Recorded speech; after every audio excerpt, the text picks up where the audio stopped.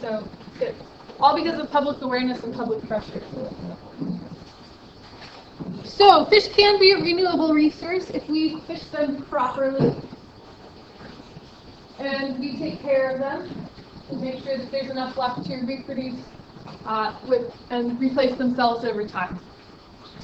The way that we actually manage these fish and try and make them renewable resources is by managing different stocks of fish. And so a stock of fish is a group of one kind of fish in an area that does not breed with fish of the same species in the same area.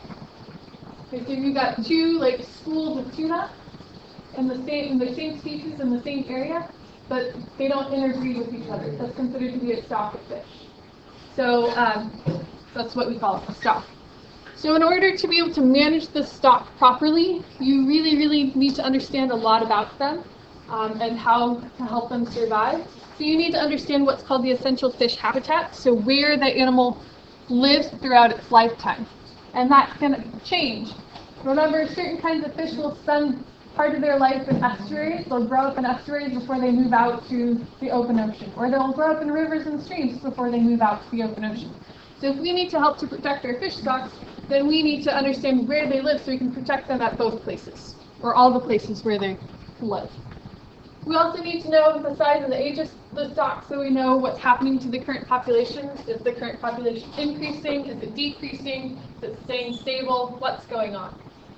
We need to know about the biology of the fish, so like the age and the size of the fish at which they replace themselves.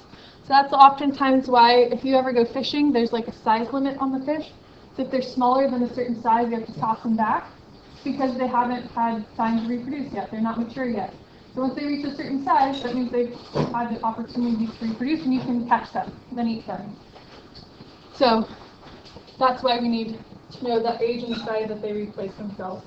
We also need to know their migration patterns and where we can find large numbers of them, so we can protect them in that area as well. How we actually get this information, we get it from the fish. So we will tag the fish, either with a GPS tracker, so we can try to track it using a GPS tracker, or oftentimes if it's like salmon and stuff like that, they'll just put like a number tag on there. And so when the scientist tags the fish, they'll take like the size of the fish, the location of where it was caught, the date, and then they'll put a number on it, release it. So if a fisherman catches that fish with a tag on it, they will also take the location that they caught the fish, the size of the fish, and then they'll send that information to the scientists. And so from that information, they can tell like the geographic range of the fish, so where it first was caught, where it was caught at the second time, and the difference in the size of the fish can tell you about how fast they grow.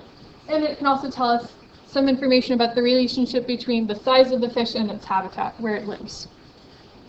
We can also get DNA information from the fish to tell us the relationship between the stocks, to see if like they used to be one stock and then they got so large that they split. And the DNA can also tell us the genetic health. So if there's a lot of genetic variability in a stock of fish, that's really, really good.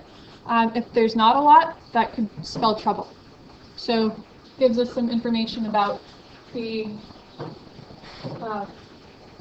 genetic health. We can also do laboratory experiments, and then fishermen can also provide records and data for us, give us some information.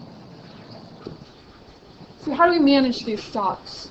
Well, the goal is to make sure that there are enough fish that survive each year so that they can replace themselves and we can maintain the numbers of the fish that are needed and sustain the population.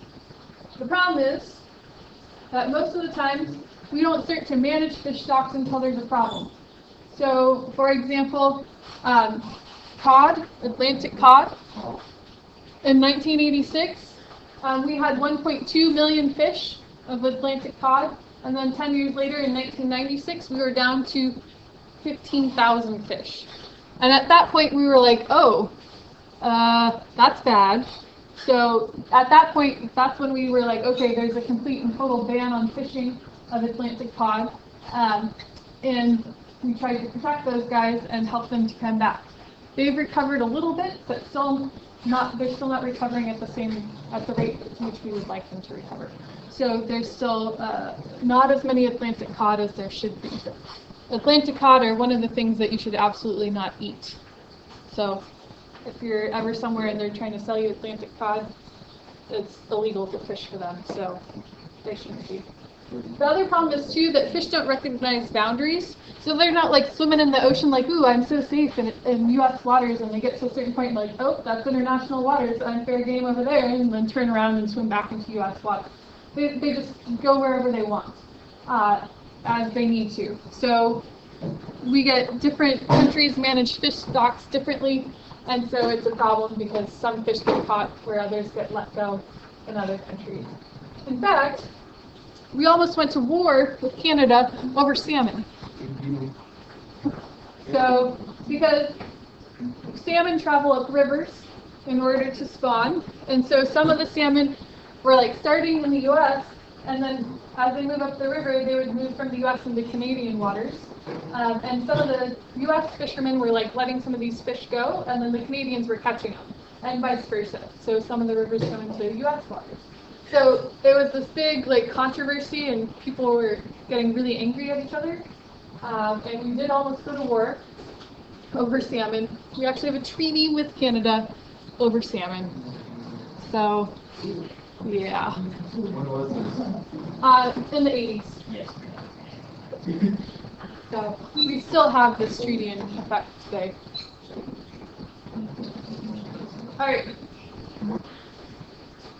The other problem with conservation efforts of like habitats like coral reefs is that we have this thing called shifting baselines. So if you look at this picture here, this is like a coral reef in 1988. Okay, and so we say like, okay, you look at this picture, we're like, this is a healthy coral reef, this is our baseline. We know that in 1998 that this is a degraded situation. So we're going to say, we know that this is a healthy reef in 1988. So we want to conserve this reef and get it back to the point that it was in 1988. The problem is, if you look even further back in the past, and you go back to like 1959, that's actually what the healthy reef looked like. But we've accepted what a degraded situation is completely normal and healthy. So the baseline for what is considered to be healthy shifts. And so we accept a degraded situation as normal, which is not good. So it's called shifting baselines. So how do we resolve these fishery issues? Well, basically, we need political will. So we need to kind of like dedicate some money to researching and learning a lot about these fish stocks before there's a problem. So we need to protect things and conserve things before they reach the point where it's like an emergency. We also need better relationships between stakeholders, meaning people that have some sort of interest in this kind of business. So like the fishermen, the people, the public that's concerned about not depleting all the fish stocks, the politicians, the managers, everybody, all of the stakeholders, we need to have better relationships. Basically, we all want the same thing. So we all want there to be enough fish for the fishermen to make money, to allow for there to be enough fish to sustain the fish stocks. But everybody speaks different languages. And so there's misunderstandings and fights that go on because they don't speak the same language. We also need better international regulation. So we need fish stocks to be managed the same in different areas of the world. So it doesn't matter if a fish swims from U.S. waters into Canadian waters, they're managed the same way. We also have these things called, state marine life protected areas. So this is where we take and we say this habitat right here, or this area in the ocean is completely cut off from fishing. So in this area, no fishing whatsoever. So it's called a no-take zone. Outside of that area, you're free to fish. What happens is, because this habitat is protected, the animals that are in here reproduce they grow large, they're healthy, and eventually the populations get so large that there's not enough space in the protected area, so they move outside of the protected area, and they get caught by fishermen outside of there. So it replenishes the stocks in the areas that surround the marine life protected areas. Does that make sense? Yeah. There's some of them that are like in Channel Islands that are no-take zones. They're marine life protected areas. So you actually have to vote on these to keep them marine life protected areas. So if you ever see that come up on the ballot, vote to keep marine life protected areas around. It basically mimics what used to be the case where when we couldn't fish everywhere in the ocean. And so these like protected areas were natural, now not so much. Okay, so what can you do? So be aware of what's going on. That's the purpose of this unit. So we need to be aware of what's going on. We need to know about the things that need to be voted on for renewable. You also can be selective in the things that you buy. So use that Monterey Bay Aquarium Seafood Watch guide and be a smart consumer. Don't buy things that are endangered or the stocks are low. Buy things local, things that are caught in a sustainable method. You can also help to improve the ocean environment by reducing, reusing, and recycling. So reduce the amount of waste you use. Use a reusable shopping bag. Use reusable water bottles. Use reusable coffee cups. Pick up any trash that you find, especially plastic. And don't litter.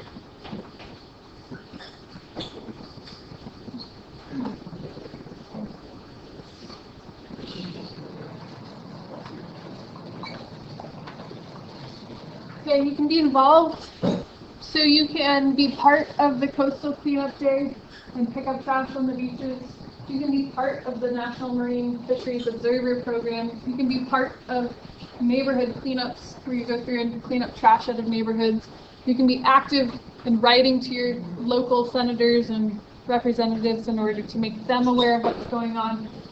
And the biggest thing to remember is that even if you just make one small change, it can make a big difference. If everybody makes one small change, it can have a huge impact. So start using a reusable water bottle or recycle those water bottles.